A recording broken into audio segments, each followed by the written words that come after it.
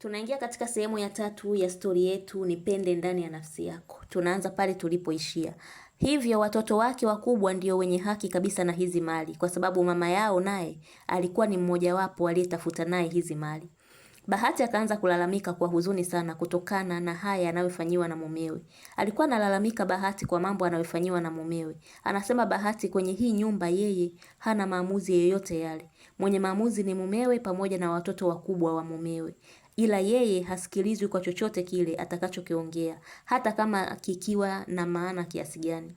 Anaendelea kusema Bahati huko nje anaonekana kaolewa na mwanaume mwenye pesa sana, ila ndani ya ndoa anapitia tabu vibaya mno. Anapitia masimango ya kila aina. Ndani ya ndoa yake yeye si chochote wala si lolote. Tangu aolewe na huyu mwanaume hakuwahi kupewa thamani ya mke. Anachukuliwa kawaida tu kama mtoto mdogo ambaye hana akili yoyote ile. Japo aliongea ukweli wa moyo wake na kuyaweka wazi yale yanayomuumiza, ila bado mzee Hatibu na watoto wake walikuwa wanaendelea kumshambulia kwa maneno kuwa hatakiwi kuzitolea macho hizi mali za mzee Hatibu kwa sababu hazimuhusu hata kidogo. Basma ambaye alikuwa amekaa karibu na nyumba ya mzee Hatibu alishangaa sana baada ya kusikia yale yaliyokuwa yanaongeleka mule ndani. Alishangaa mno na kujisemea mwenyewe moyoni, kumbe Bahati naye anapitia maisha magumu sana kwenye ndoa yake. Alihuzunika sana Basma, aliinuka na kuondoka zake Basma, kurudi kwenye nyumba yake. Alifika na kufungua mlango lakini mlango ulikuwa umefungwa kwa ndani. Basma alishangaa sana na kujiuliza mwenyewe, Bilali kafunga mlango kwa ndani wakati mimi sijaingia bado ndani. Basma akaanza kupiga hodi ili Bilali aje kufungua mlango, lakini Bilali hakuja kufungua mlango. Basma alipiga sana hodi ila ilikuwa kimya tu. Mara Orohani akatoka nyumbani kwake na kusogea alipo Basma, akamwambia aende kulala kwake kama mumewe kamfungia mlango kwa nje. Basma akakubali kwenda kulala kwa Orohani kwa sababu hakuwa na sehemu nyingine ya kulala. Basma akaenda kulala chumbani kwa Salha, hivyo wakawa wote wawili kitandani usiku huu. Asubuhi kulikucha na Basma aliamka. Kama kawaida yake yeye huaga anaamka asubuhi sana. Lakini japo aliamka asubuhi sana ila hakumkuta Salha kitandani. Aliinuka akatandika kitanda na kutoka zake nje. Akaenda nyumbani kwake akakaa nje kumsubiri mumewe aweze kufungua mlango. Sasa akiwa amekaa pale, mlango wa Mr. D ukafunguliwa na kuna mwanamke alikuwa anatoka nyumbani kwa Mr. D huku akiwa ananyata.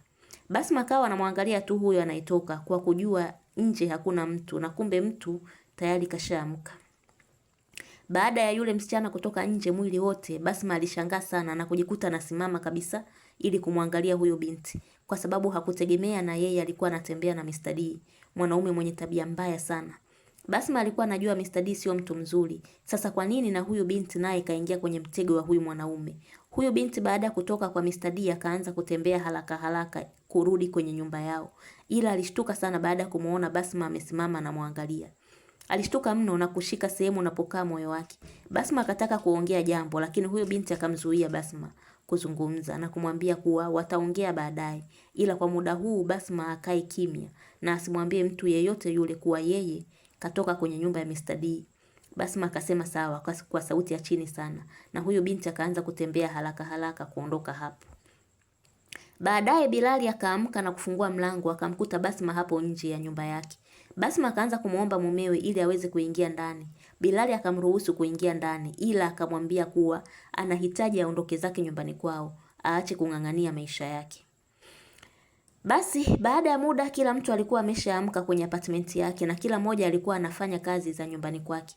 Wanawake wenzie Basma wakaanza kumcheka kwa sababu jana alivyokuwa anapiga hodi mlangoni ili mumewe amfungulie mlango, watu walisikia zile hodi na wakajua kuwa Bilali hakufungua mlango. Basma akapewa hifadhi na Dr. Orohani, hivyo akawa wanamcheka kwa kufungiwa mlango na mume wake. Basma hakuwa na cha kuongea, alikuwa kimya tu. Moyoni alikuwa anajiuliza kinachowafanya wanawake wenzie kufurahia matatizo yake ni kitu gani.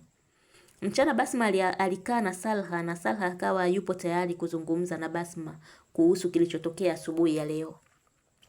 Salha akaanza kuongea kumwambia Basma kuwa yeye kipindi cha nyuma alikuwa na mahusiano ya kimapenzi na Mr. D. Lakini kumbe wakiwa wanafanya mapenzi na Mr. D, yeye Mr. D alikuwa na rekodi lile tendo kwa kutumia kamera ya siri. Na baada ya muda Mr. D alimwambia ukweli Salha na kumuonyesha baadhi ya video zake chafu ambazo alimrekodi na kuanza kumtishia kuzisambaza endapo tu hatafanya kile anachokitaka Mr. D. Salha anasema kwa uoga wa kupata aibu alikubali kufanya chochote ambacho Mr. D alikuwa anataka kufanyiwa na yeye. Mr. D akawa anaomba pesa kwa Salha kiasi chochote kile alichokuwa anakitaka, na Salha akawa anampatia. Anasema Salha muda mwingine anakuwa hana pesa, ila inamlazimu kumuomba kaka yake na kumpatia Mr. D ili mradi tu asisambaze video zake. Na kuna muda Mr. D alikuwa anataka penzi kutoka kwa Salha kwa kuforce. Salha alikuwa hataki kuendelea kumpa mwili wake Mr. D, ila Mr. D alikuwa anamtishia kuwa asipokubali kumpa penzi basi ataachia video zake ili apate aibu. Salha anajikuta anakubali kufanya anachokitaka Mr. D ili asisambaze video zake hizo. Anasema Salha hata usiku wa jana Mr. D alimforce kulala naye. Salha alikubali kufanya hivyo kwa sababu anajua akikataa basi siri zake zitakuwa hadharani, na ndio maana asubuhi ya leo alikuwa anatoka kwa kunyata nyumbani kwa Mr. D. Basma alichukia sana baada ya kusikia hayo mambo aliyomwambia Salha kuhusu Mr. D. Akakumbuka Basma kuwa kuna siku alimsikia Samia akiwa anambembeleza Mr. D kuchukua pesa aliyoipata, na Mr. D alikuwa analalamika kuwa hiyo pesa ilikuwa ni ndogo hivyo aongeze pesa. Akili ya Basma ikacheza haraka sana na akajisemea mwenyewe moyoni, hata Samia naye atakuwa anafanyiwa hivi na Mr. D. Hayo yalikuwa ni mawazo yake, hakumshirikisha Salha.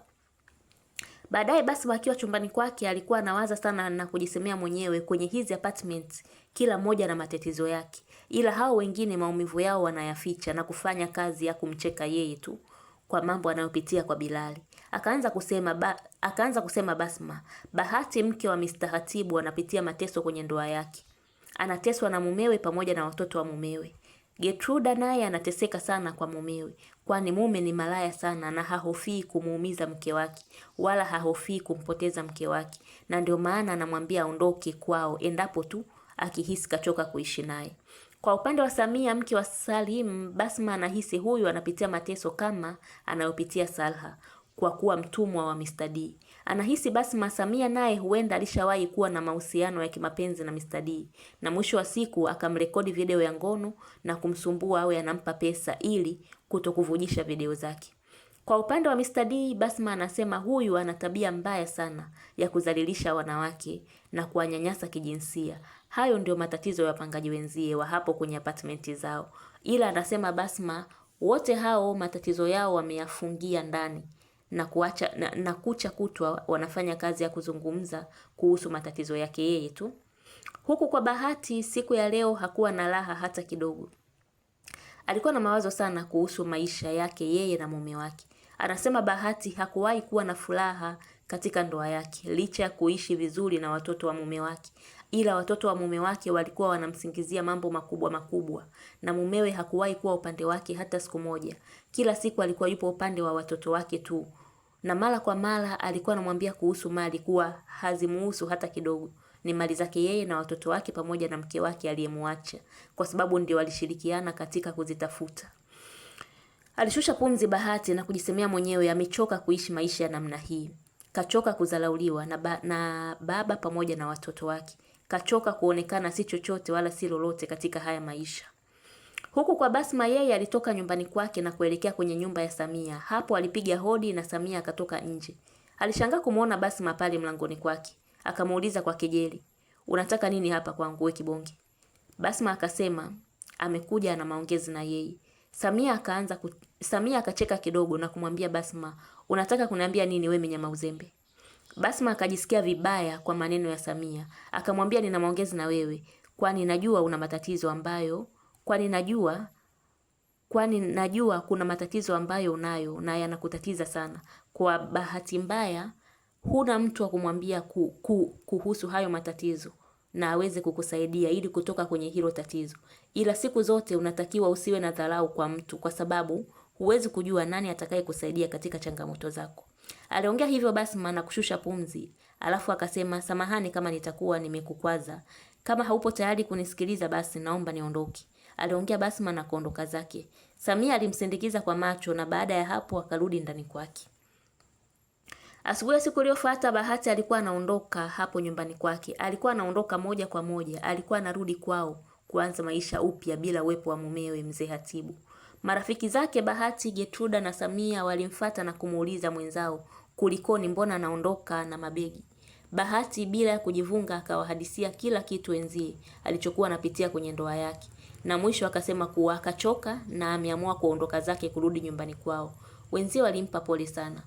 Samia alirudi chumbani kwake baada ya kumsindikiza Bahati. Samia alikuwa anawaza sana kuhusu maisha yake na yeye. Alifikiria sana mwisho wa maisha yake ni upi, na hapo akamkumbuka Basma na yale aliyomwambia siku ya jana. Samia akatoka nje na kuelekea kwenye nyumba ya Bilali. Hapo alipiga hodi na Basma akatoka nje. Alishangaa kumuona Samia pale mlangoni. Walisalimiana na Samia akaomba mazungumzo na Basma. Basma akakubali na wakaenda sebleni kwa Basma ili waweze kuzungumza. Hii tutaendelea katika sehemu ya